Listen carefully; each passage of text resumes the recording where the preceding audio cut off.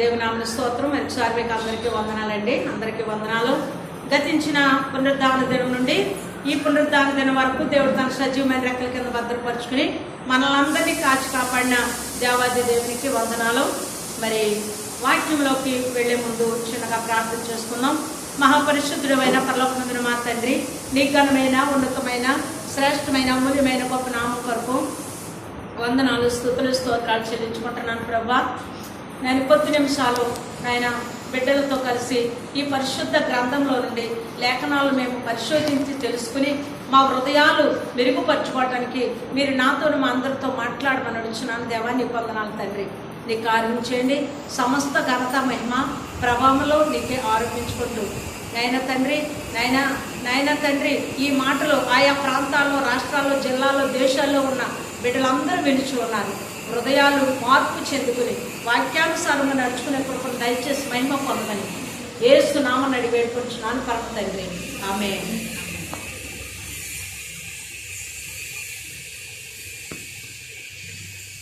దేవుని వాక్యంలో పెడతాం. ప్రసంగి అందరూ కూడా చూడండి. ప్రసంగి 6వ అధ్యాయము. ప్రసంగి 6వ అధ్యాయము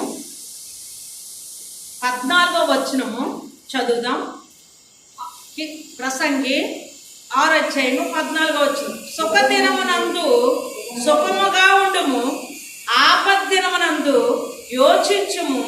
తాము చనిపోయిన తరువాత జరుగు దానిని నరులు తెలుసుకొనకుండినట్లు దేవుడు సుఖ దుఃఖములను జతపరచి ఉన్నాడు. ఇక్కడ దేవుని వాక్యము చెప్పబడుతూ ఉంది. సుఖ దినమున మీరేం చేయాలి? సుఖముగా ఉండమంటున్నారండి. ఎలా ఉండాలంటే అండి, సుఖ దినమున సుఖముగా ఉండండి. ఆపద వచ్చింది అనుకోండి, యోచన చేయాలి, యోచించుకోండి. తాము చనిపోయిన తర్వాత జరుగు దానిని నరులు తెలుసుకొనకుండానట్లు సుఖ దుఃఖములను జతపరిచి ఉన్నాడు.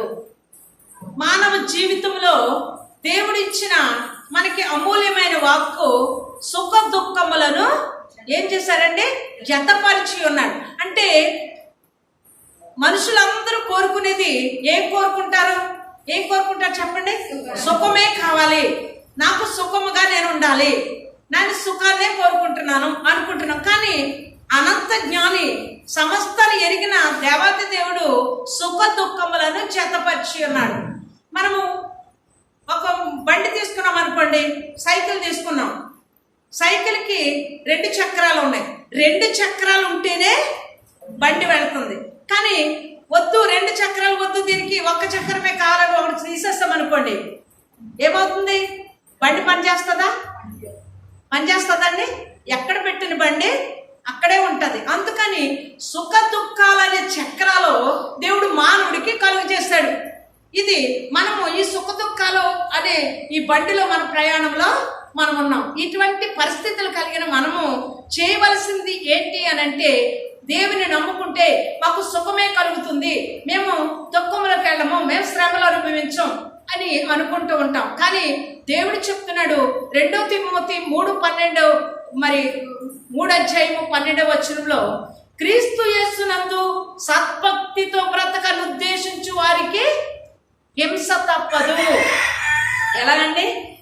సద్భక్తితో. అంటే సద్భక్తి అంటే చెప్పండి, ఎలా మనం జీవించాలి దేవునితో? నువ్వు క్రీస్తు యేసునందు సద్భక్తితో బ్రతకను ఉద్దేశిస్తే నీకు శ్రమలు తప్పవు. అంటే శ్రమల్లోనే మనం ఉంటామా చెప్పండి?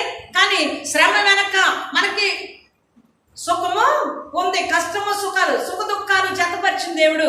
మనం ఏం చేస్తున్నామంటే ఆయన మీద మనం ఆధారపడినట్లయితే వాటి నుంచి విముక్తి పొందటానికి దేవుడు మనల్ని పరిశుద్ధపరుస్తాడని దేవుని వాక్యము చెప్పబడుతుంది. చూడండి, 1 పేతురు రాసిన పత్రిక 1వ అధ్యాయము 7వ వచనంలో ఉంది, నశించిపోవు సువర్ణము అగ్ని పరీక్షలో కెళితేనే గాని శుద్ధీకరించబడదు.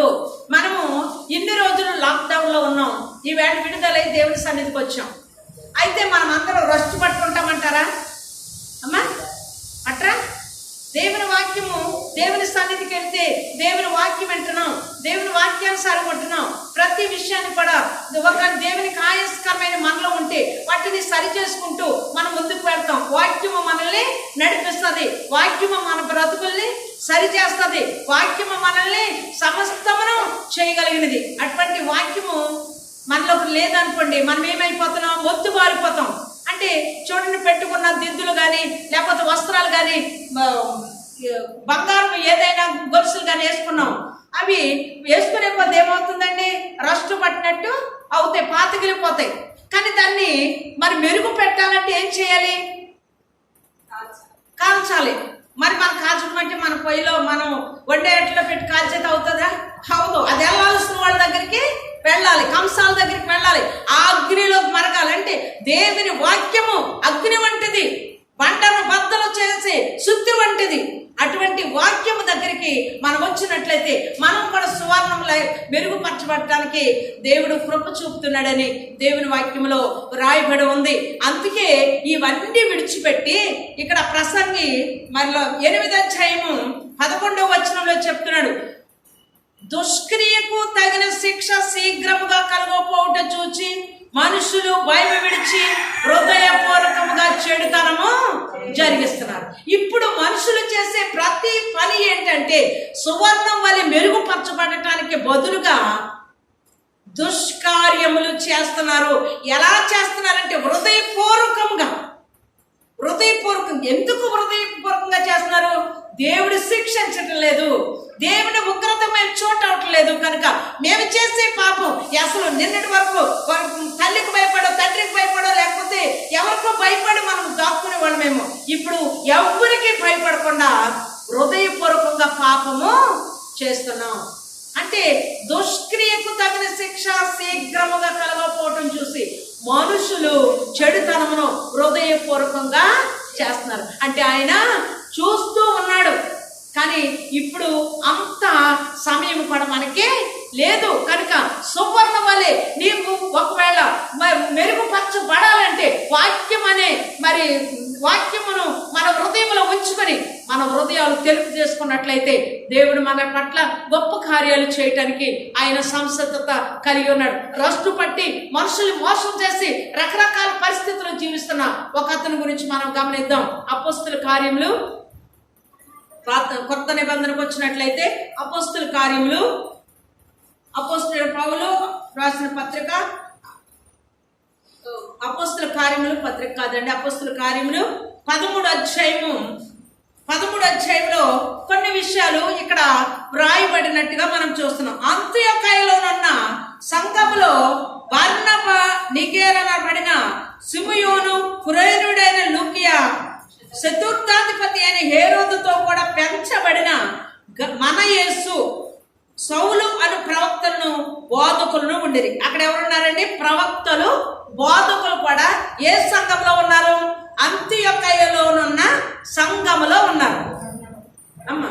అంత్యోకయలోనున్న సంఘములో ఉన్నవారు ఎవరంటే ప్రవక్తలను, బోధకులను ఉండిరి. వారు ప్రభువుని సేవించుచు ఉపవాసము చేయించుండగా ఎలా చేస్తున్నారండి? ఈ బోధకులు, ఈ మరి యొక్క ప్రవక్తలు వీరందరూ కలిసి అంత్యోకయ సంఘములో వారు ఉపవాసం ఉండి ప్రార్థన చేస్తూ ఉన్న సమయంలో మరి పరిశుద్ధాత్మ ఎవరు వచ్చారండి అక్కడికి? ప్రార్థన చేస్తున్న సమయంలో పరిశుద్ధాత్మ నేను బర్నబాను, సౌలును పిలిచిన పని కొరకు వారిని నాకు ప్రత్యేకపరచుడని వారితో చెప్పాను. అక్కడ ఉన్న వారితో చెప్తున్నాడు పరిశుద్ధాత్మ దేవుడు. ఏం చెప్తున్నాడంటే, నేను బర్నబాను, సౌలును పిలిచాను.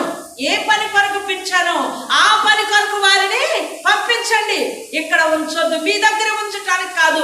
ఉపవాసం ఉండి ఇక్కడ ప్రార్థన చేస్తున్న మీరందరూ కలిసి ప్రవక్తలు ఉన్నారు, తర్వాత అక్కడ ఎవరున్నారండి? బోధకులు ఉన్నారు కనుక మీరు వారిని పంపించమన్నప్పుడు ఇక్కడ చూడండి 3వ వచనంలో అంతటి వారు ఉపవాసం ఉండి ప్రార్థన చేసి వారి మీద చేతులుంచి వారిని పంపిరి. ఎవరిని పంపించారండి? మీరు ఉపవాసం ఉండి ప్రార్థన ఎలా చేశారండి? చేతులుంచి ప్రార్థన చేసి ప్రభు మిమ్మల్ని ఇద్దరిని పిలుస్తూ ఉన్నాడు. ప్రభు పరకు మీరు వెళ్ళిపోండి, అని చెప్పి వారిద్దరిని పంపించారు, పౌలుని, బర్నబాను, సౌలుని. అయితే సౌలు ఎవరు? ఈ సౌలు ఎవరు అనుకుంటున్నారు అమ్మా? ఈ సౌలు ఎవరు? దేవుని ప్రజలను హింస పెట్టి, బాధలు పెట్టి, మరి దమస్కు పట్టణం కూడా వెళ్ళి మరి వారిని హతం చేయాలని వెళ్తున్న సమయంలో ప్రభువు పట్టుకున్న సౌలు. ఈ సౌలు పౌలుగా మార్చబడ్డాడు. ఇక్కడ బోధకులను మరి ప్రవక్తలను తండ్రి వారి మీద చేతులుంచి ప్రార్థన చేసినప్పుడు వారు ఏం పొందుకున్నారండి? పరిశుద్ధాత్మను పొందుకున్నారు. పరిశుద్ధాత్మను పొందుకుని చెప్తున్నారు చూడండి. కాబట్టి వీరు పరిశుద్ధాత్మ చేత నింపబడినారే, సెలూకయకు వచ్చి అక్కడ వాడ ఎక్కి కుప్రాకు వెళ్ళిరి. వారు సలమీలో ఉండగా యూదుల సమాజ మందిరంలో దేవుని వాక్యము ప్రచురించుచుండిరి. వీరిద్దరూ బర్నబా, సౌలు అనబడిన పౌలు ఎక్కడికి వెళ్ళారండి? సలామీలో దేవుని వాక్యమును మరి బోధిస్తూ ఉన్నప్పుడు అక్కడ ఒక గొప్ప కార్యము జరిగింది. ఏంటి ఆ కార్యం అని మనం చూసినట్లయితే చూద్దాం చూడండి. వారు సలామీలో ఉండగా యూదుల సమాజ మందిరంలో దేవుని వాక్యము ప్రచురించుచుండిరి. యోహాను వారికి ఉపచారం చేయబడే ఉండెను. వారు ఆ ద్వీపమంతంతట సంచరించి పాపు అను ఊరికి వచ్చినప్పుడు గారడి వాడును అబద్ధ ప్రవక్తునైన బర్-యేసు అని ఒక యూదుని చూచిరి. ఇక్కడ ఈ గ్రూప్ లో ప్రవక్తలు, శిష్యులు అనుకున్న చోట మన యేసు ఉన్నారండి. పేర్లు పెట్టుకుంటాం కదా, యేసు ప్రభు పేరు అందరూ పెట్టుకుంటారు. యేసు ప్రభులా మనం జీవించం, అనేక పేర్లు మాత్రం పెట్టుకుంటాం, కానీ అటువంటి బ్రతుకులు మనము బ్రతకమండి. అయితే ఇక్కడ ఇంకొక బర్-యేసు, ఇక్కడ ఇంకో పేరు ఉందండి. ఏ పేరు పెట్టుకున్నాడండి? యేసు అని పెట్టుకున్నాడు, బర్-యేసు అని. ఇతడు ఏం చేస్తున్నాడు అంటే గారడివాడు, గారడి చేసేవాడు. అంతేకాదు అబద్ధ ప్రవక్త. ఇతరులు ఏమన్నాయండి? అబద్ధ ప్రవక్తగా పేరు తెచ్చుకున్నాడు. గారడి పనులు చేస్తూ ఉన్నాడు. అంటే గారడి పనులు చేసి అబద్ధపు ప్రవచనాలు చెప్పి అక్కడున్న మరి యొక్క ఆ ప్రాంతంలో ఉన్న వారందరినీ కూడా మోసం చేస్తూ తన జీవితాన్ని గడుపుతూ ఉన్నాడండి. అటువంటి స్థలానికి ఎవరిని పంపించారు? పరిశుద్ధాత్మ దేవుడు. పరిశుద్ధాత్మ చెప్తున్నాడు, నేను వీరిని ఎక్కడికైతే పంపించడానికి పిలిచాను, పేతుర్ని, పౌల్ని, మరి యొక్క బర్నబాను పంపండి అన్నప్పుడు వారు అదే స్థలానికి వచ్చారు. ఆ స్థలానికి వచ్చి దేవుని వాక్యం బోధిస్తూ వారు అదంతా తిరుగుతూ ఉన్నప్పుడు వారు ఒక అతన్ని కనుగొన్నారు. ఎవరతను? బర్-యేసు. అతడు గారడీ చేస్తూ అబద్ధ ప్రవక్తగా అనేక మందికి ప్రవచనాలు చెప్తూ రకరకాలు చెప్తూ మరి అతడు దేవుని నామాన్ని మోసం చేస్తూ తిరుగుతూ ఉన్నాడుగా మనం ఇక్కడ చూస్తూ ఉన్నామండి. ఇతడు కూడా చూడండి, అని ఒక యూదుని చూసిరి. ఇతడు వివేకము గలవాడే, సెర్గి పౌలను అధిపతి యొద్ద ఉండెను. చూడండి, సెర్గి పౌలు అనే అధిపతి దగ్గర, ఒక అధిపతి దగ్గర ఉన్నాడు.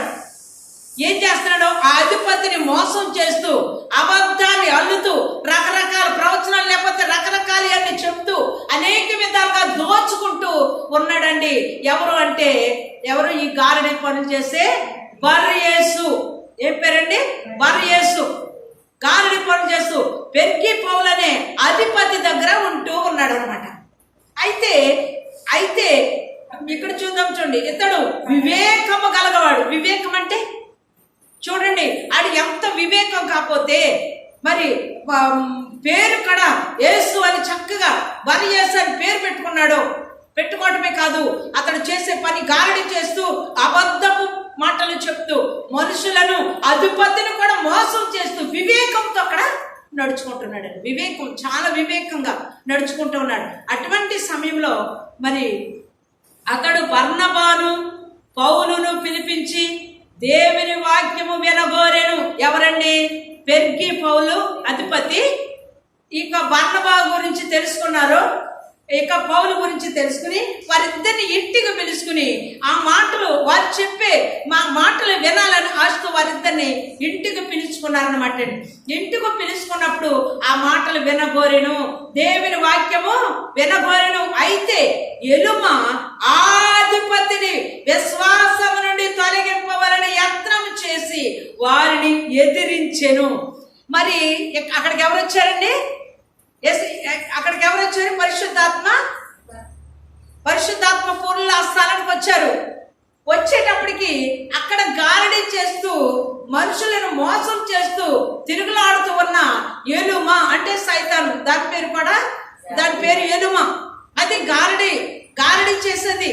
అది చూసి ఈ అధిపతి ఎక్కడ మారిపోతాడో, ఈ మారిపోతే నా జీవితం ఏమైపోతుంది, నేను ఇంకెక్కడికి వెళ్ళి ఎత్తుక్కోవాలి, నా పరిస్థితి ఏంటని చెప్పి విశ్వాసం నుంచి తొలగించాలని, అంటే పౌలు గారు చెప్తున్న మాటలు ఆయన సాక్ష్యము వింటున్నాడు. నేను ఇలా యేసు ప్రభు పిల్లలను చంపాలనుకుని ఎన్నో ప్రయత్నాలు చేస్తూ దమస్కు పట్టణంకి వచ్చినప్పుడు ఒక గొప్ప వెలుగు ప్రకాశించి నా కన్నులు మరి నాతో మాట్లాడింది. పౌలా, సౌలా, సౌలా, నన్ను ఎందుకు హింసిస్తున్నావని మాట్లాడి నాకు ఈ యొక్క గొప్ప ఆధిక్యతనిచ్చారు. నా కన్నులు మూతబడిని కొరల వంటి రాలే. పరిశుద్ధాత్మ నేను పొందుకున్నాను. ప్రభు కొరకు నేను జీవిస్తున్నాను. ప్రభు మార్గము మంచి మార్గం అని చెప్పి ఈ మాటలు తన సాక్ష్యాన్ని ఎవరికి చెప్తున్నారండి? పెర్గే పౌలుకు చెప్తూ ఉన్నప్పుడు వారి యొక్క విశ్వాసంలో మునుగుతున్నాడండి. ఎవరో అధిపతి. అంతవరకు ఈ విషయాలన్నీ చెప్పిన వారు ఎవరు లేరు. అయితే పౌలు చెప్తున్న మాటలు పౌలు దగ్గర ఎవరున్నారండి? పరిశుద్ధాత్మ దేవుడు అక్కడ ఉన్నారు కనుక ఆయన మాటలు విన్నప్పుడు చూడండి, ఇక్కడ ఆ యొక్క మాటలు విని ఎక్కడికి వెళ్ళిపోతాడో, నా నుంచి తప్పించిపోతాడని ఇక్కడ ఎలుమ అనబడిన గారడి అను పేరు నాకు ఎలుమ ఆ అధిపతిని విశ్వాసము నుండి తొలగింపవలనని యత్నము చేసి వారిని ఎదిరించెను. ఎలుమ అను పేరు నాకు గారడివాడని అర్థము. ఏ పేరండి? ఎలుమ అంటే గారడివాడని అర్థము. అందుకు పౌలు అనబడిన సౌలు పరిశుద్ధాత్మతో నిండిన వాడై, అమ్మా, పరిశుద్ధాత్మతో నిండిన వాడే అతనిని తేరి చూచి సమస్త కపటముతోను సమస్త దుర్మార్గముతోను నిండినవాడా. ఎలాగండి? సమస్త కపటముతోను దుర్మార్గముతోను నిండినవాడా, అపవాది కుమారుడా, సమస్త నీతికి విరోధి. మామూలు మాటలు కాదండి. ఎవరు మాట్లాడుతున్నారు ఈ మాటలు? పరిశుద్ధాత్మతో నిండిన వాడే. పరిశుద్ధాత్మలో నుండి మాట్లాడుతున్న మాటలు చెప్తున్నారు. ఏంటంటే అందుకు పౌలు అనబడిన సౌలు పరిశుద్ధాత్మతో నిండినవాడు. అతని తేరి చూచి సమస్త కపటంతోను సమస్త దుర్మార్గంతోను నిండినవాడా, అపవాది కుమారుడా, సమస్త నీతికి విరోధి, నీవు ప్రభు యొక్క తిన్నని మార్గములు చెడగొట్టుట మానవా. ఎవరిలో అయితే వీడు ఉంటాడో వీడు చేసే పని ఏంటండి? చెడగొట్టడమే. ఎక్కడ అంటే అక్కడ చెడగొట్టడం అనేది ఉన్నదంటే అక్కడ ఉన్నాడు. అక్కడ ఎవడండి? అపవాది, సాతాను. నీవు ప్రభు యొక్క తిన్నని మార్గములను చెడగొట్టుటను మానవా అని చెప్పి, ఇదిగో ప్రభు తన చెయ్య నీ మీద ఎత్తి ఉన్నాడు. నీవు కొంతకాలము గ్రుడ్డివాడవై సూర్యుని చూడకుందువని చెప్పెను. వెంటనే మబ్బును చీకటియు అతని కమ్మెను గనుక అతడు తిరుగుచు ఎవరైనా చేయి పట్టుకుని నడిపించరాని వెదకుచుండెను.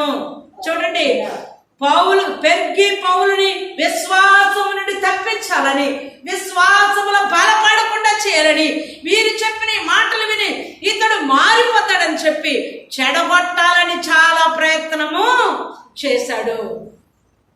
ఎవరైనా దేవుని ఆలయాన్ని పాడు చేసిన ఎడలా,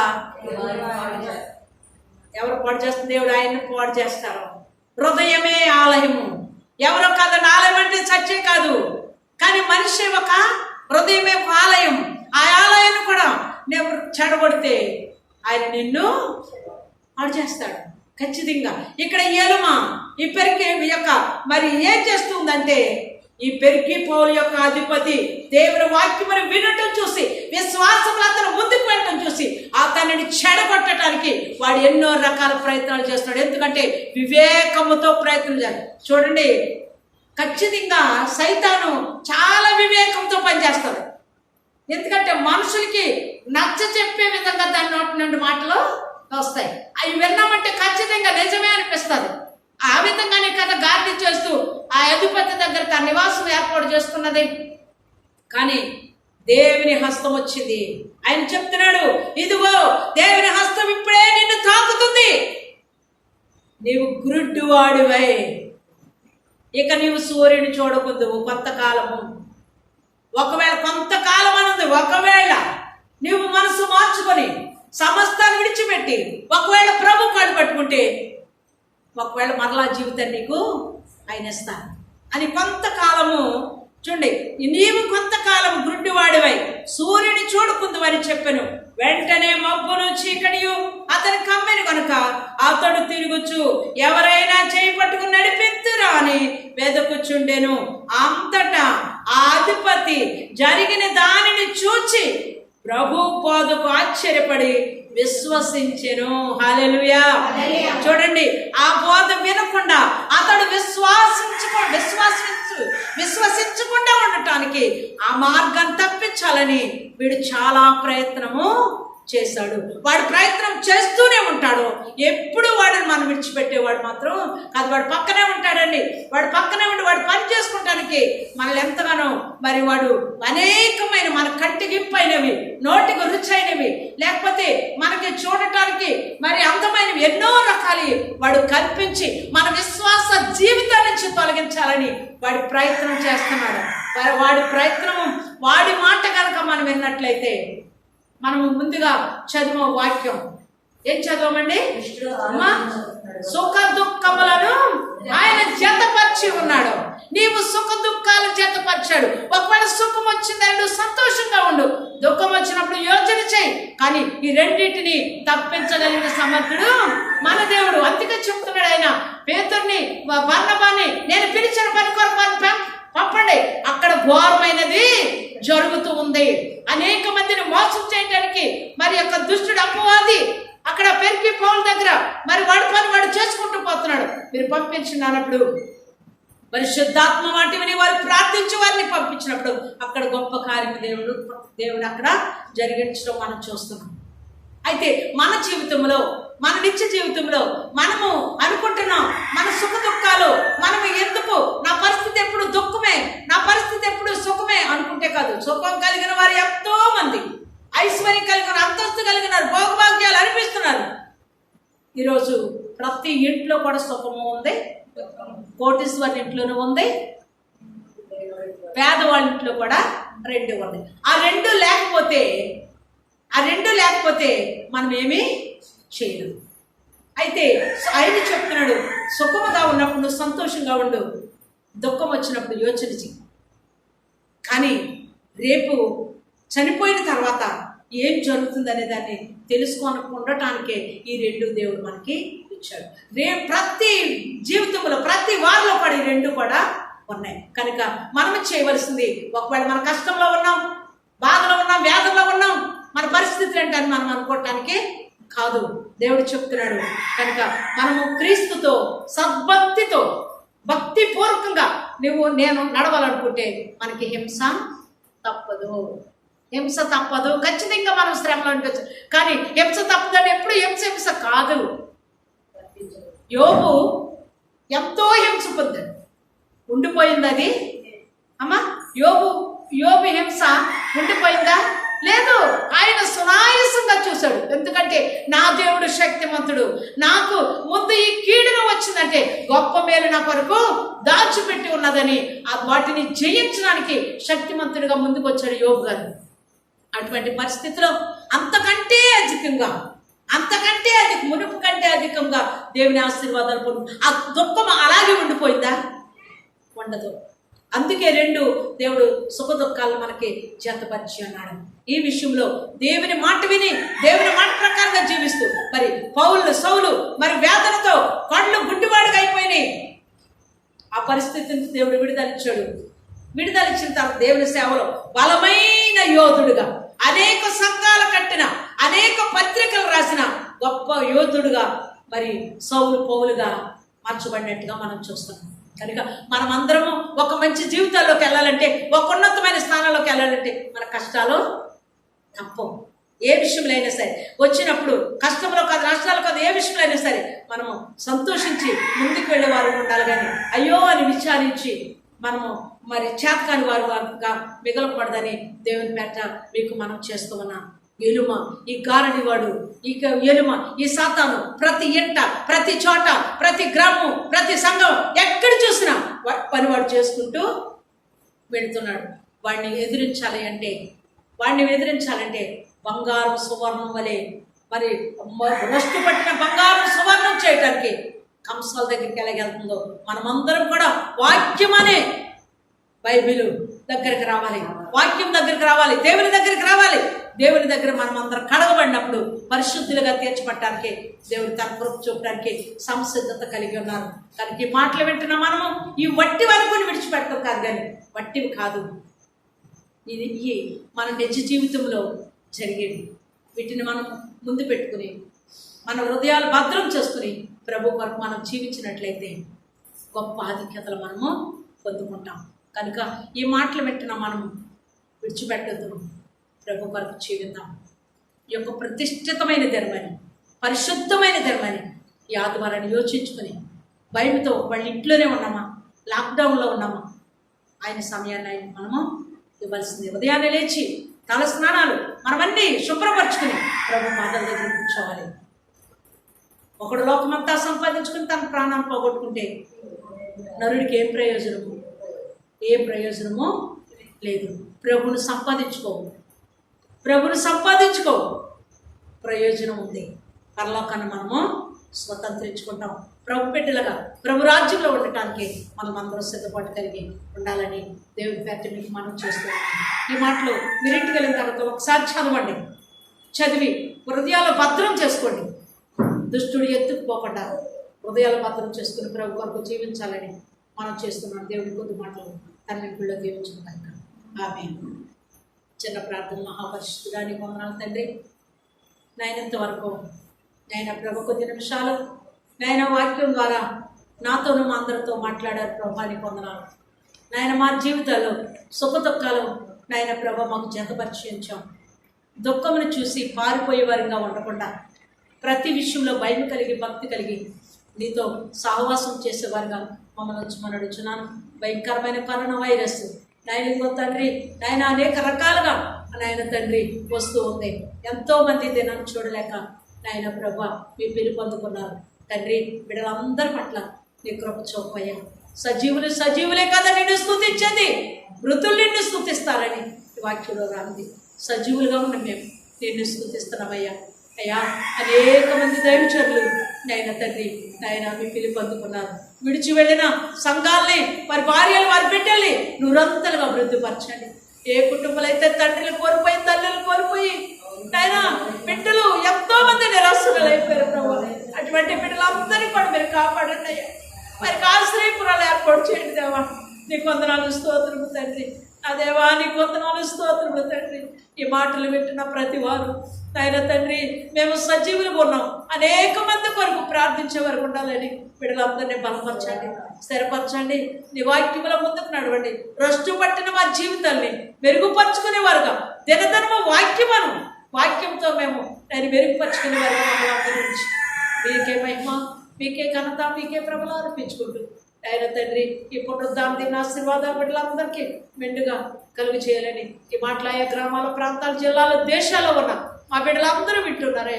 బిడ్డలందరినీ బలపరిచి ఆత్మాభిషేకంతో ప్రతి వారిని నింపి మహిమ పొందమని నాయన తండ్రి నాయన యొక్క పునరుద్ధాన దేవుళ్ళు అందరి మీద మెండుకు కుమ్మరించండి. ఏస్తున్నామని అడిగి వేడుకొంచున్నాను మా పరమ తండ్రి. ఆమేన్. అందరికీ వందనాలండి.